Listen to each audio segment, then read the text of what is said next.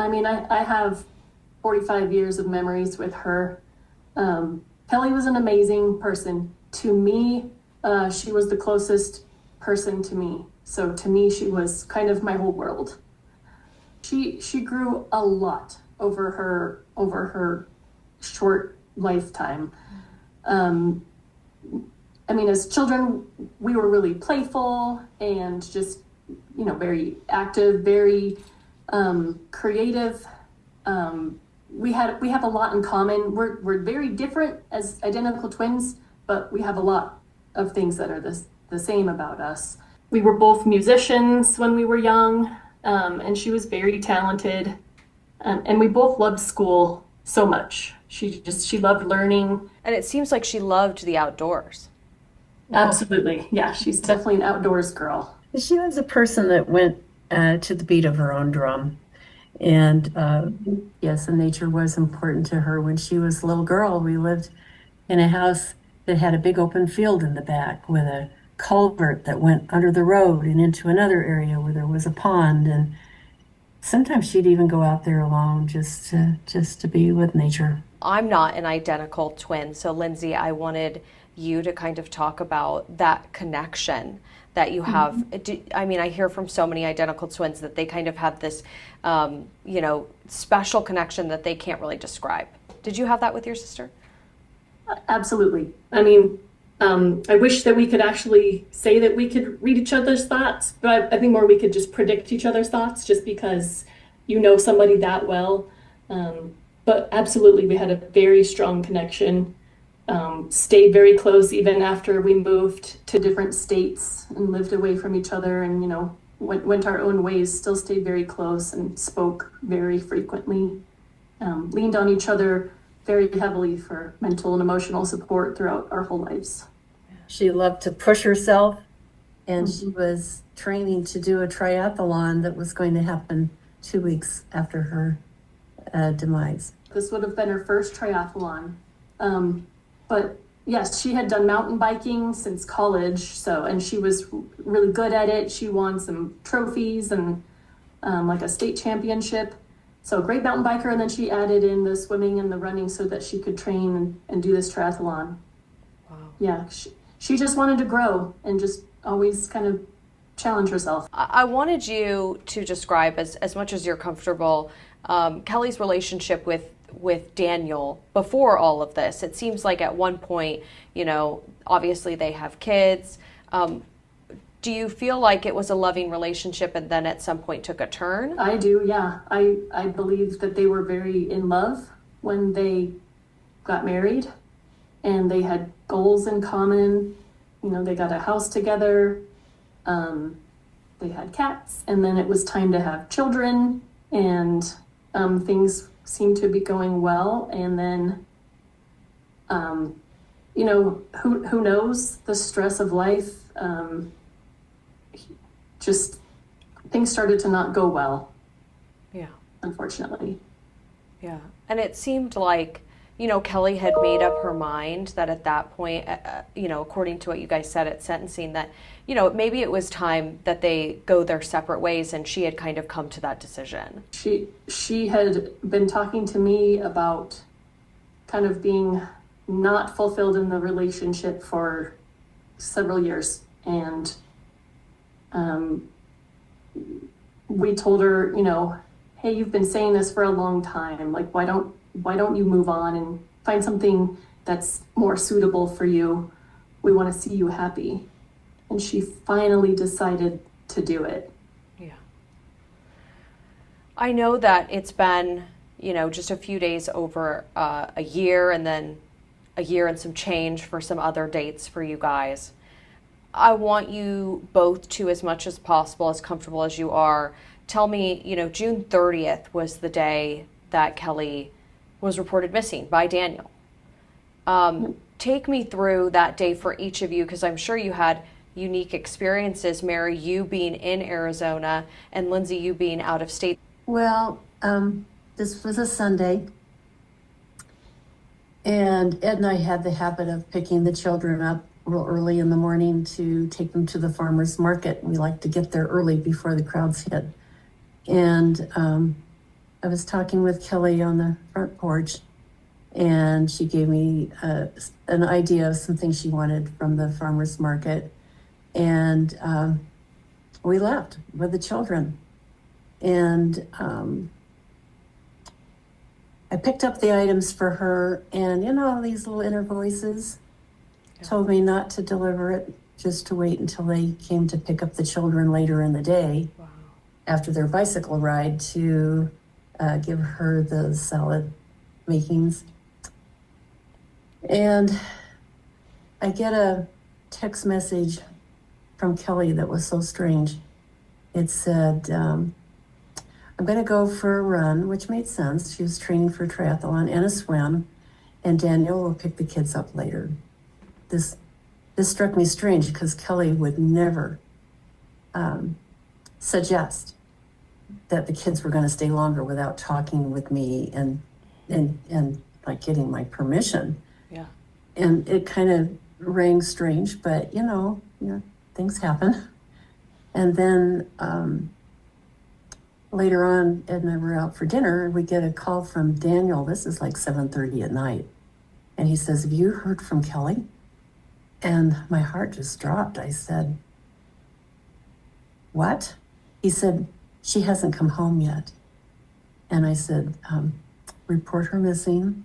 Ed and I went home. We sat in the living room and thought, well, we're not going to sit here. We're going to get out and look for her. So we went to the places where we know she swims, and her car wasn't there. And then, I don't know if you believe in inner guidance.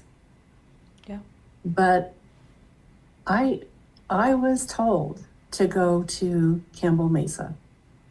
It's a place where I don't hang out, but I've heard of it. We drove over to Campbell Mesa, and there was Kelly's car. And we were so elated. Ed ran up the trail and was calling her name, and there was nothing, no response. We called the police and told them that we had found her car. They came out and started searching. Kelly actually had called me on Saturday, the day before, to see if I could talk. Something was bothering her, and I was working all day that day, so I couldn't talk to her, and I regret that. But on Sunday, in the evening, my mom called me. It seems like it was about 8 o'clock at night, called me to ask if I'd heard from Kelly that day, and I said, no, I haven't heard from her. Why? What's going on? And my mom said she's missing, and I can't describe the feeling of my heart dropping. And just the panic that I felt, because this is a person who is so dedicated to her family. If she was out running or swimming and she got hurt, she would drag herself home, like if she was attacked by a mountain lion or something. There was nothing that could stop her from getting back to her family. So when I heard she was missing, I knew something was horribly wrong. And so my wife and I got in the car, and we drove all the way from Denver to Flagstaff all through the night. And just, I kind of knew something was not right. I was calling Daniel to ask him, like, oh my God, where's my sister? And he told me his whole timeline, which, later when I think back, that was all contrived. He was taken into custody, and you start hearing like he might be responsible for what has happened to Kelly. What was that like to try and take in? I think that happened the next day. So the next day, July 1st, my wife and I went to Kelly and Daniel's house, and it was taped off, crime scene.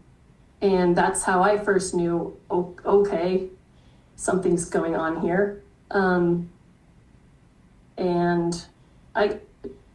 long story short, when we kind of were told from the police that there was strong evidence that she had been hurt by him, I honestly was not surprised. We've seen him fly off the handle for the most just kind of simple things, and he has a temper problem. So I wasn't surprised. I was shocked beyond belief that he would actually do this to her. Yeah. But also at the same time, not super surprised. Yeah. Mary, to have, all of this taking place, that must have been really a hard conversation for not only your family, but the kids. What was your reaction? It seems like, this was all happening and it was so fast and it was a little bit of a blur. You're living moment to moment going, what's next? What's next? But I was the one that had to inform the children. Yeah, we're from what, we've never been involved in anything like this before, but from what we've been told by law enforcement, this case moved really quickly. It moved into sentencing really quickly. And we are just so grateful for that. They all worked really well to get everything kind of resolved quickly, and we really appreciate that. We didn't want this thing to go on and on. We wanted to move on and have life as normal as we could for the children and for ourselves. Yeah. I know that when I was in Flagstaff, there were so many people that came up to us they were very protective of Kelly. They loved her. And I'm sure both of you have seen that. Oh, yeah. What is that like to receive all that love from the community during such a hard time? I'm glad to be living in Flagstaff, small enough community that people care. We're not just a number. We know each other. We run into each other at events, and the support was amazing. I know the 1 year mark just passed. What was that like for your family together? Well, we just wanted to be together. I couldn't see being all the way out here in Denver by myself. Our big sister, Shannon, she lives in Toronto, and she couldn't see being out there, without all the family. So we were able to all get together again in Flagstaff, just to kind of give each other comfort, and, had a little bit of a remembrance ceremony just amongst ourselves to honor Kelly, and talked about her, and we were just happy to be together. I talk to her almost every day, and I can feel that she's with me.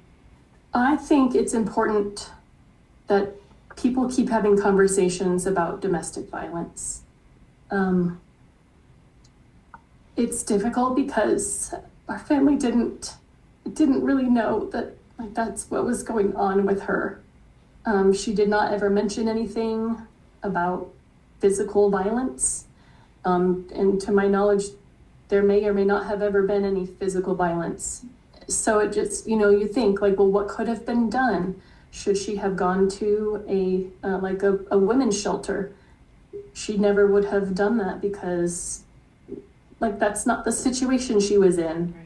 This just escalated, and I think that there were some mental health issues going on. And unfortunately, it seems like they were doing the right things. They were in marriage therapy. They were each in individual therapy, and still this happened. So I just want to continue the conversation somehow. We weren't aware of physical violence, but there was a lot of emotional, judgmental, put downs. She never measured up in his eyes. Yet she was just so amazing. I'm moving forward with the kids. I'm not wallowing in, oh, poor me, look what happened. It's like, yeah, this happened. And I'm walking through it with my eyes wide open. And the new reality is forming, and I'm living with it. And it's okay. Yeah. It's life.